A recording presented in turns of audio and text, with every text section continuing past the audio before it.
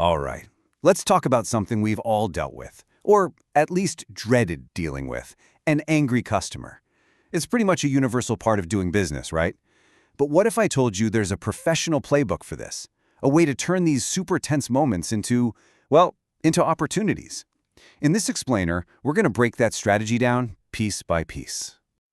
I mean, come on. We've all been there. That customer is on the phone or right in front of you, and they are just letting you have it. It feels personal, it's super stressful, and your first gut reaction is probably to get defensive. But that's a trap, and it's where things can go from bad to way, way worse in a heartbeat. You see, the real secret to getting this right has nothing to do with reacting. Reacting is pure impulse. It's defending yourself, it's raising your voice, and it only ever escalates the situation. That's a losing game every single time. There's a much, much smarter way to play it. And that is to respond. Not react, respond. It's about being strategic. It's about managing the whole interaction with a clear plan, and that's exactly what we're going to build right now. A professional response system that's going to give you control and confidence no matter how tough the customer. So first things first, it all starts with you. Before you can even think about managing their emotions, you've got to get a handle on your own. In these high-stakes moments, your calm isn't just a nice little bonus. It is your single greatest strength. Let's dig into how you can find it. So how do you actually find that calm when there's a storm raging around you? Well, it's actually simpler than you think. Step 1, take a deep breath. I know, it sounds cliche, but it physically calms your nervous system down. It just works. Step 2, consciously slow your voice down and keep your tone polite. This immediately projects control. And step 3, and this one is the big one, you have to remember not to take it personally. This mental shift right here, it changes everything. You got to repeat this to yourself like a mantra. They're not angry at me. They're angry at the problem. Their frustration is about a situation, a late package, a glitchy product, a service that didn't work. You just happen to be the person they're talking to. Getting your ego out of the way is the first real step to actually finding a solution. Okay, so once you've got your own mindset sorted out, it's time to turn your focus to the customer. This part is all about building a bridge from their anger to a place of cooperation. And we do that by focusing on 3 little words: listen, understand, and connect. Here's a little secret. Before they want a solution, before they want a refund, most angry customers just want to feel like someone is actually listening to them. They want their frustration to be validated. Just letting them vent without cutting them off is honestly half the battle. It lets them release all that pressure, and it gives you the clues you need to actually solve their problem. So look, you basically got 2 paths you can go down. On the left, you've got the stuff that's like throwing gasoline on a fire. Interrupting them, getting all defensive, arguing your point, total disaster. But on the right, you have the pro moves that build that bridge. Active listening, acknowledging how they feel, and genuinely trying to understand where they're coming from. And while they're talking, you can use simple little phrases like these. You're not admitting you're wrong, you're just sending a signal that says, hey, I'm paying attention, and what you're saying matters. It keeps the whole conversation moving in a positive direction. And here is another absolute game changer for your mindset.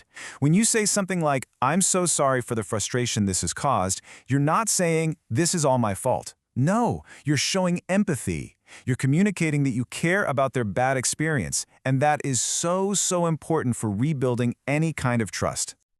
All right, you've centered yourself, you've listened to the customer, you've built that bridge. Now it's time to take the wheel. This next part is all about shifting the whole conversation away from the problem that happened in the past and toward an action that we can take in the future. We call this the pivot. It's that critical moment where you transition from listening and empathizing to leading and solving. You've heard them out, you've acknowledged their feelings, and now you gently guide them toward a real resolution. This is where you really get to show that you know what you're doing. So here's your game plan. First, always focus on what you can do. Don't waste time listing all the things you can't do. Frame your solution in positive terms. Second, use language that sounds like you're about to take immediate action. And finally, once you've got a solution, end the call on a good note, and for goodness sake, always follow through on your promise. The words you choose here make all the difference. You want to use language that just screams confidence. Phrases like these show you're taking ownership. Notice the use of I and we. Hearing I will personally follow up is incredibly powerful. It tells the customer, okay, I've got an ally now who's actually going to fix this for me.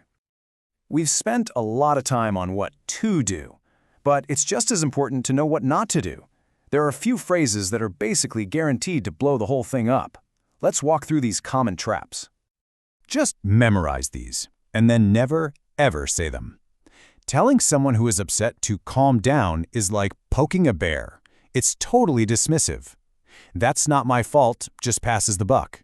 And there's nothing I can do? That's the ultimate dead end. It tells them you've completely given up on them. But here's the good news. For every one of these bad phrases, there's a powerful positive replacement.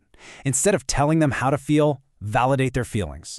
Instead of pointing fingers, take ownership of finding the solution. And instead of focusing on what's impossible, always pivot back to what is possible. And that's really the magic here. You have the power to transform a customer's complaint, this really negative moment, into a genuinely positive experience. You know, a customer who has a problem that gets solved with real empathy can become even more loyal than a customer who never had a problem in the first place. Think about that for a second. So let's just recap the whole thing. It all boils down to these 3 pillars. Number 1, master your own mindset. Your calm is your superpower. Number 2, build that bridge to the customer through listening and empathy. And number 3, drive the conversation toward a real, concrete solution. And please, remember this. When things get heated, staying polite and professional is not a sign of weakness. It's a sign of incredible strength. It shows control, it shows composure, and it shows high emotional intelligence. It's what separates the amateurs from the true professionals.